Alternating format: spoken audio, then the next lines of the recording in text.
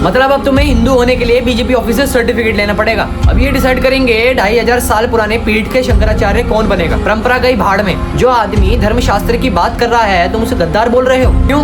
क्योंकि उन्होंने तुम्हारे पॉलिटिकल भगवानों के आगे नाक रगड़ने से मना कर दिया। जो लोग आज शंकराचार्य को गाली दे रहे हैं उनसे मेरा सीधा सवाल है, 2010 में तुम कहाँ थे? राम मंदिर का केस कोर्ट में चल रहा था जब तुम्हारे नेता इसी कमरों में बैठे थे और कोर्ट में विटनेस नंबर DW20/2 में स्वामी अभिमुक्तेश्वरानंद जी खड़े थे और उनकी ही गवाही सुप्रीम कोर्ट के फैसले की नींव बनी थी। वो इस फैसले के लिए एक देवता के रूप में थे और आज जब उन्होंने कह दिया कि अधूरे मंदिर में प्राण प्रतिष्ठा मत करो तो वो एंटी नेशनल हो गए।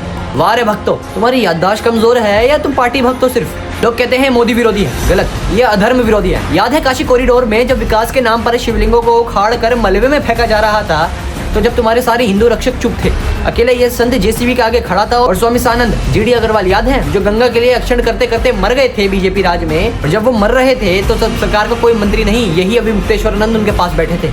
तुम लोगों ने एक संत को मरने दिया अपने पॉलिटिकल फायदे के लिए, तुम्हें शर्म आनी चाहिए। और सुन लो, जितने भी सत्ता के दलाली सोशल मीडिया पर लिख रहे हैं शंकराचार्य में फट्टे बजने चाहिए, तो बेटा एक काम कर लेना, अपने अंदर की सारी मर्दानगी निकाल लेना और अगर औकात है तो एक बार हाथ लगा के दिखा देना, मैं मान लूंगा तुम भी बीजेपी के दलाल हैं। हकीकत यह है कि तुम लोगों को धर्म से कोई लेना देना ही नहीं, तुम बस पैसे और पावर के भूखे हो। दलाल जैसे बिकाऊ लोग करेंगे अब धर्म की रक्षा। अगली बार किसी शंकराचार्य पर भौंकने से पहले अपनी औकात देख लेना। अगर हिंदू होने का सर्टिफिकेट भाजपा ऑफिस से मिलता है तो उस सर्टिफिकेट में आग लगा दो। और असली हिंदू को किसी नेता की भीख नहीं चाहिए होती।